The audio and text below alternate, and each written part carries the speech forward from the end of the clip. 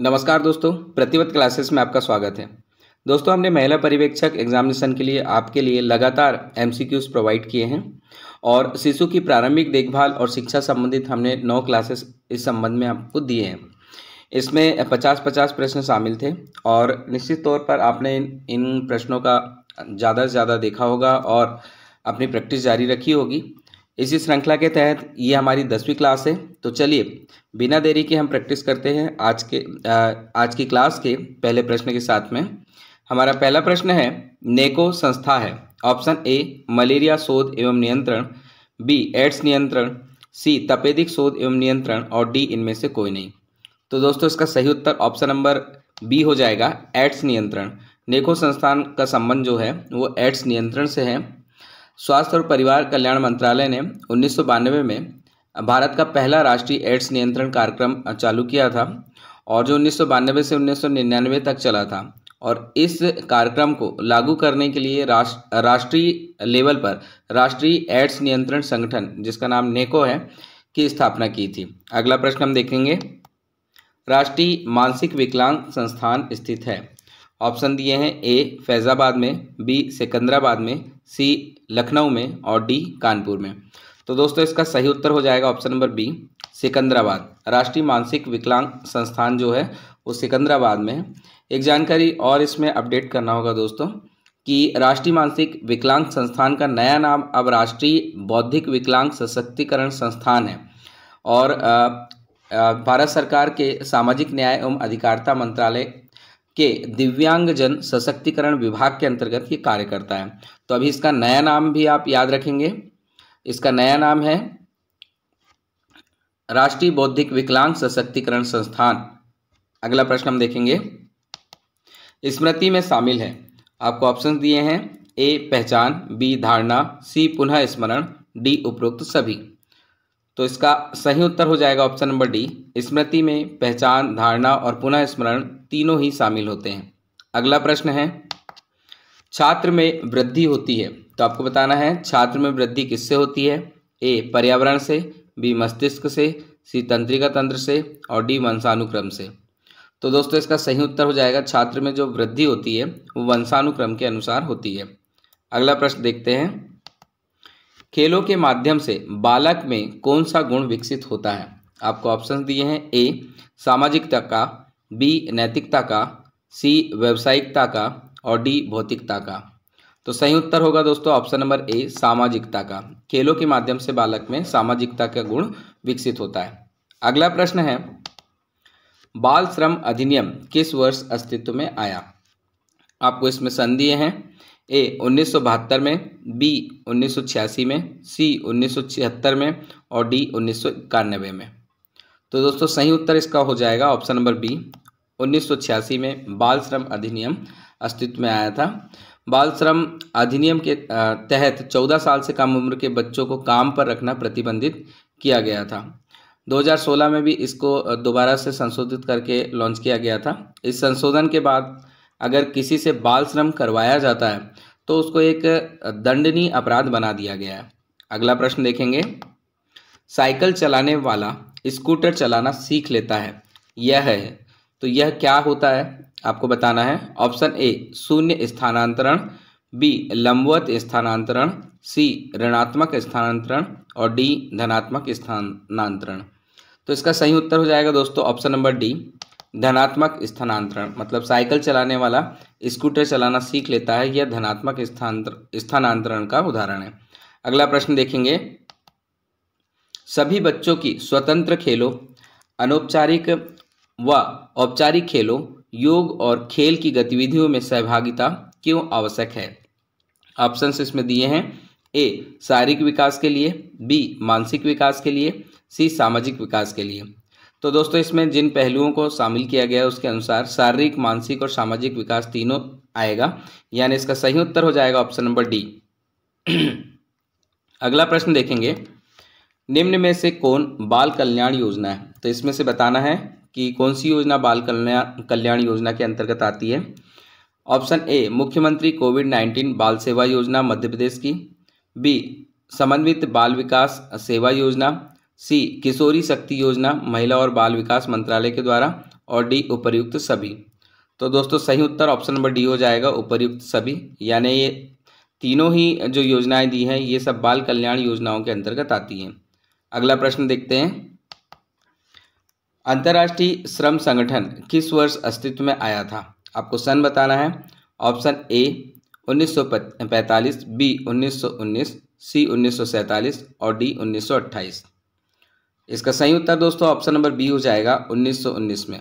अंतर्राष्ट्रीय श्रम संगठन यानी ILO जिसे कहा जाता है, इंटरनेशनल लेबर ऑर्गेनाइजेशन, संयुक्त राष्ट्र की विशेष एजेंसी है। यह संगठन दुनिया भर में श्रम अधिकारों को बढ़ावा देने के लिए काम करता है और इसका ध्यान रखेंगे, स्थापना 1919 है। अगला प्रश्न है, तत्परता का नियम अधिगम का किस प्रकार का नियम है?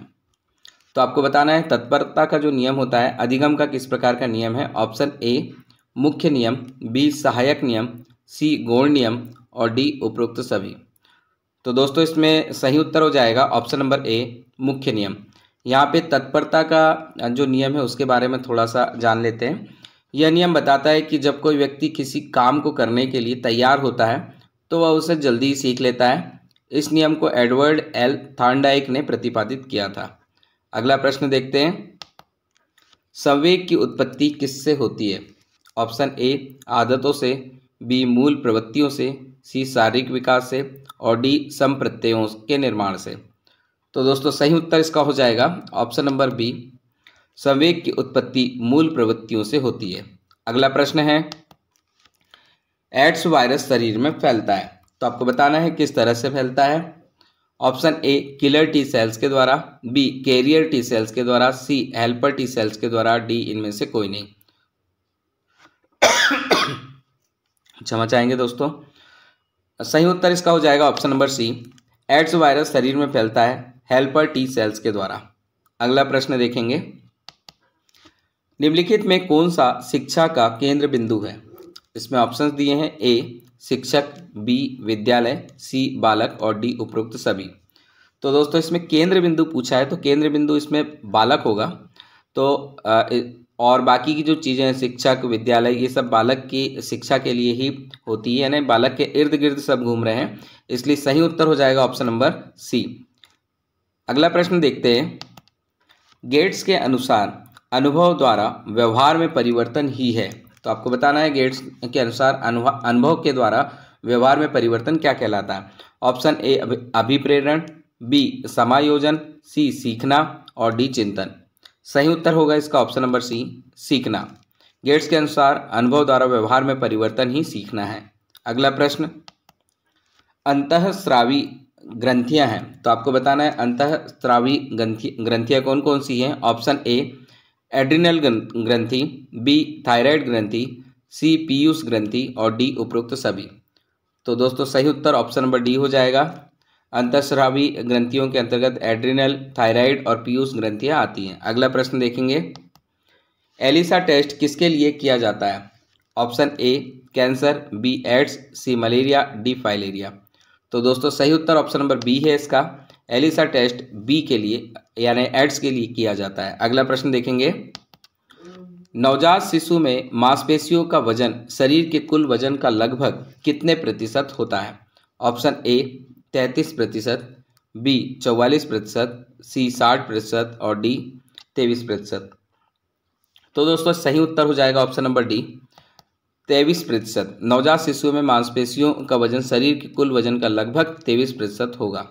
अगला प्रश्न है, संवेदना ज्ञान की प्रथम सीढ़ी है, इस कथन को किस विकास के साथ में जोड़ा जाता है? ऑप्शन ए शारीरिक विकास, बी मानसिक विकास, सी सामाजिक विकास और डी संवेगात्मक विकास।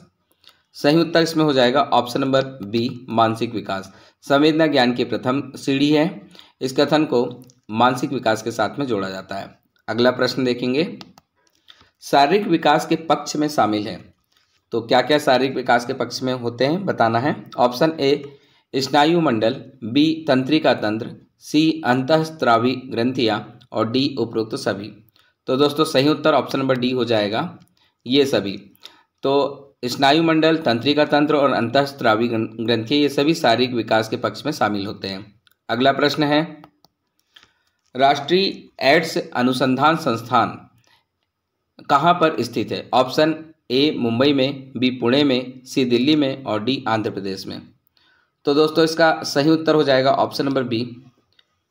राष्ट्रीय एड्स अनुसंधान संस्थान जो है वो पुणे में स्थित है। यह संस्थान भारतीय आयुर्विज्ञान अनुसंधान परिषद यानी ICMR द्वारा संचालित होता है। और अगर स्थापना की बात करें तो ये 1992 में इसे स्थापित किया गया था। अगला प्रश्न देखेंगे, निम्न में से शरीर वैज्ञानिक थे, तो इसमें बताना है शरीर वैज्ञानिक कौन थे यानी फिजियोलॉजिस्ट कौन थे। Option A Skinner, B Froebel, C Pavlov और डी वाटसन। तो दोस्तों इसका सही उत्तर हो जाएगा option number C Pavlov. Ivan Pavlov इनका पूरा नाम था और ये एक रूसी फिजियोलॉजिस्ट थे और इन्होंने एक सिद्धांत भी दिया था जिसे शास्त्रीय कंडीशनिंग का सिद्धांत कहते हैं। अगला प्रश्न है, विशिष्ट बालकों को मुख्य धारा में शामिल करने के लिए आवश्यक 3 परिस्थितियां क्या है? ऑप्शन ए समेकित शिक्षा, बी शिक्षा नियोजन, सी उत्तरदायित्वों का स्पष्टीकरण और डी उपर्युक्त सभी। तो दोस्तों इसमें सही उत्तर तो उपर्युक्त सभी आएगा, इसलिए ऑप्शन नंबर डी इसका करेक्ट है। यानी विशिष्ट बालक जो होते हैं उन्हें मुख्य धारा में शामिल करना है अगर, तो उन्हें समेकित शिक्षा प्रदान करनी होगी, शिक्षा का प्रॉपर तरीके से नियोजन करना होगा और उत्तरदायित्वों का स्पष्टीकरण भी रखना होगा। अगला प्रश्न देखेंगे, अनाथ बच्चे हेतु विशेष सुविधाएं क्या हैं? ऑप्शन ए पूर्व स्कूल योजना, बी पठन सुधार योजना, सी व्यापक योजना, डी उपर्युक्त सभी। तो इसका उत्तर भी ऑप्शन नंबर डी है। पूर्व स्कूल योजना, पठन सुधार योजना और व्यापक योजना ये सभी अनाथ बच्चे हेतु विशेष सुविधाएं हैं।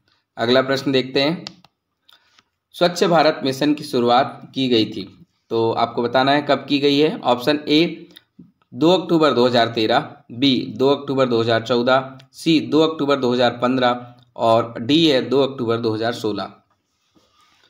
तो दोस्तों इसका सही उत्तर ऑप्शन नंबर बी होगा, 2 अक्टूबर 2014 को स्वच्छ भारत मिशन की शुरुआत की गई थी। अगला प्रश्न है, इनमें से कौन सा विकास का सिद्धांत है?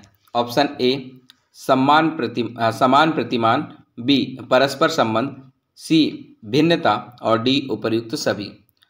तो दोस्तों इसमें विकास का सिद्धांत जो है इसमें तीनों आ जाएंगे, यानी समान प्रतिमान, परस्पर संबंध और भिन्नता, ये तीनों ही विकास के सिद्धांत से संबंधित है।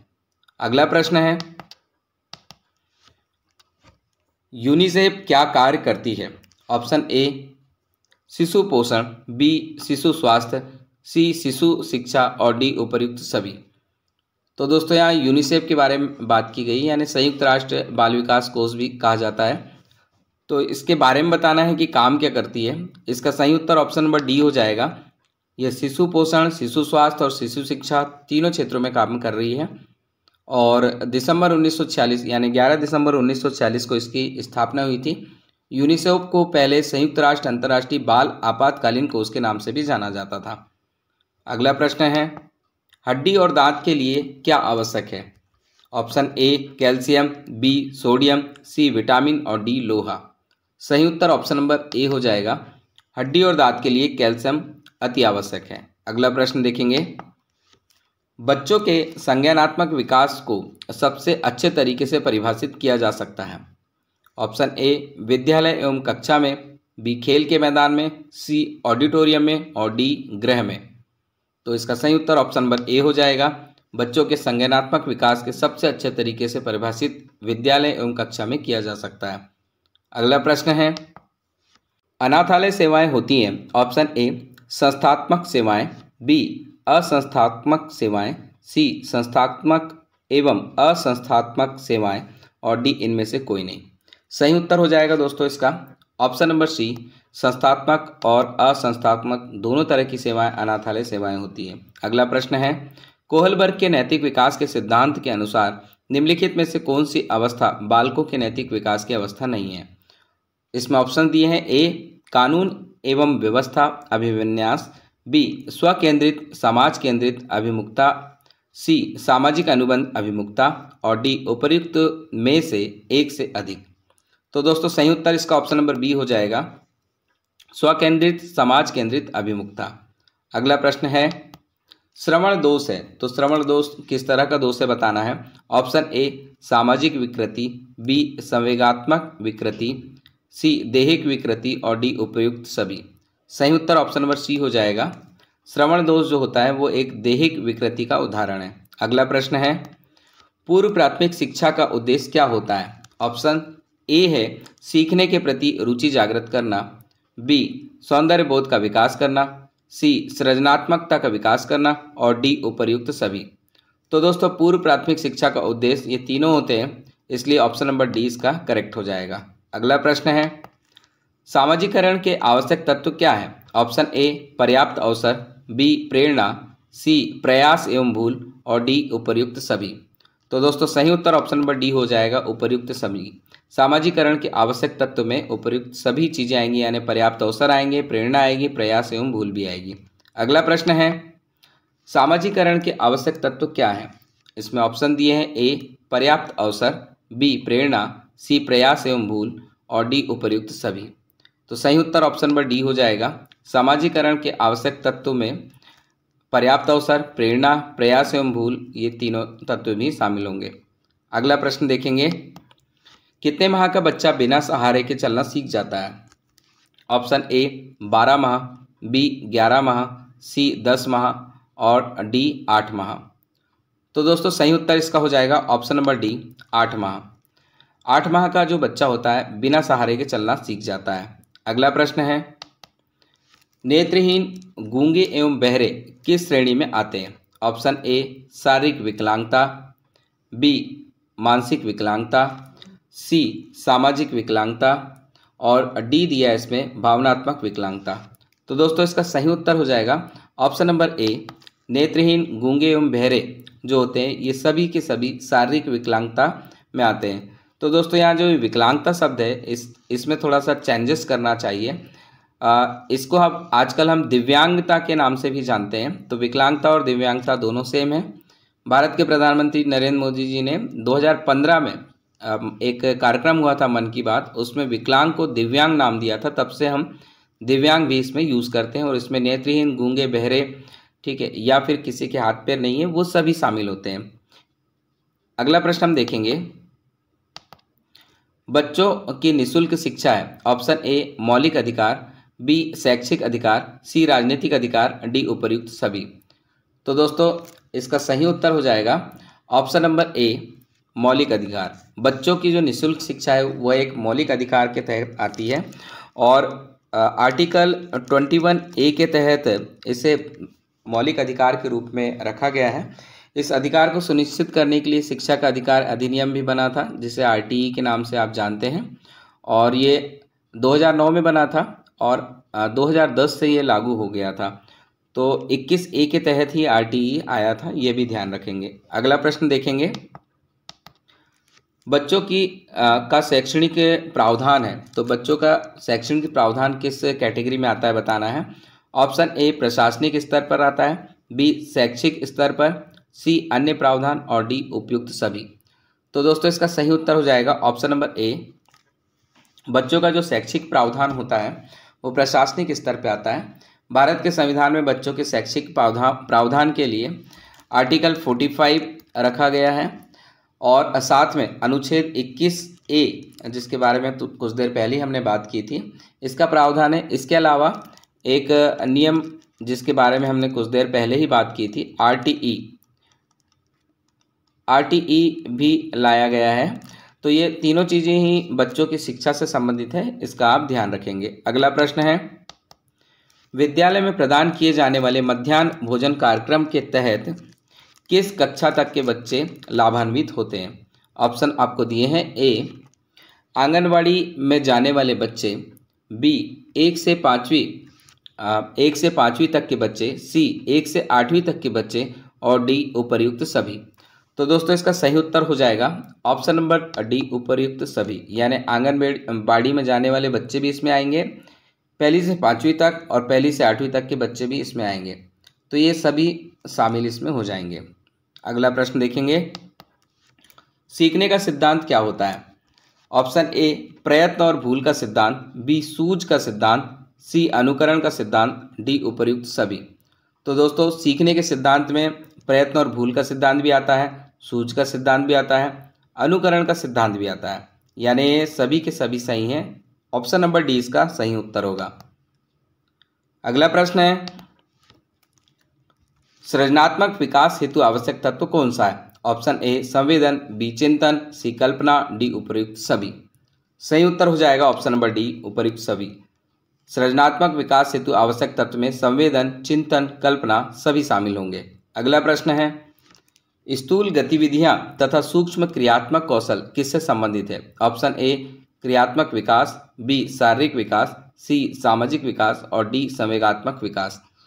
तो इसका सही उत्तर ऑप्शन नंबर ए हो जाएगा। स्थूल गतिविधियां तथा सूक्ष्म क्रियात्मक कौशल जो है वो क्रियात्मक विकास से संबंधित है। अगला प्रश्न है, क्या डॉकरा DWCRA विशिष्ट बालकों एवं महिलाओं की देखभाल हेतु राष्ट्रीय स्तर का कार्यक्रम है? ऑप्शन ए सही है, बी गलत है, सी आंशिक सत्य है और डी इनमें से कोई नहीं। तो आपको बताना है कि ये जो कथन दिया है ये सही है, गलत है या इसमें से कोई भी नहीं है। इसका सही उत्तर हो जाएगा दोस्तों ऑप्शन नंबर ए, यानी कि ये कथन सही है। जो ड्वाक्रा है IRDP यानी एकीकृत ग्रामीण विकास कार्यक्रम की एक सहायक योजना के रूप में 1982 से 83 के दौरान आया था, जिसमें विशिष्ट बालकों एवं महिलाओं की देखभाल हेतु राष्ट्रीय स्तर पर कार्यक्रम चलाए गए थे। अगला प्रश्न देखेंगे, नवजात शिशु की अवधि कितनी होती है? ऑप्शन ए जन्म से 4 सप्ताह, बी जन्म से 6 सप्ताह, सी जन्म से 8 सप्ताह और डी जन्म से 16 सप्ताह। तो दोस्तों विकल्पों के आधार पर यहाँ पे सही उत्तर ऑप्शन नंबर ए हो जाएगा, जन्म से 4 सप्ताह।